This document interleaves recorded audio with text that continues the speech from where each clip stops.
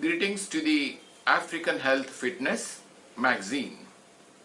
I'm Dr. Pradeep Mahajan from StemRx Bioscience Solutions, a prime company in research and therapeutic applications using regenerative medicine and stem cell therapies.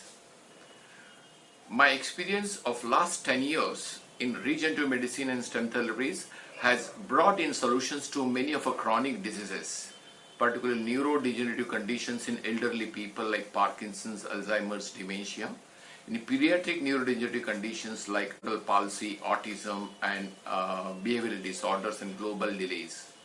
Not only that part, more of cancers, particularly solid tumor cancers, and hematological disorders, particularly for the sickle cell diseases. We have a good representation in Nigeria and Ghana.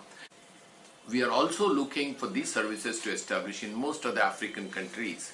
Now, for these conditions like autism, cerebral palsy, metabolic disorders like diabetes type 1, as well neurodegenerative conditions, autoimmune diseases, a lot of patients from African continent, usually from countries like Kenya, Uganda, Rwanda, Zambia, South Africa, Malawi, Congo, Nigeria, Ghana, they are my lovely patients who come all the way from those countries to India for the treatment. I'm very much obliged to deliver them the best of services. StemRx is looking in future to deliver these services in Africa. That's more important for StemRx. How do we reach to every needy people in Africa? So I'm very much thankful for this African Health Fitness magazine, which is coming in digital and print media, whose CEO is Usman Issa. I am very much obliged.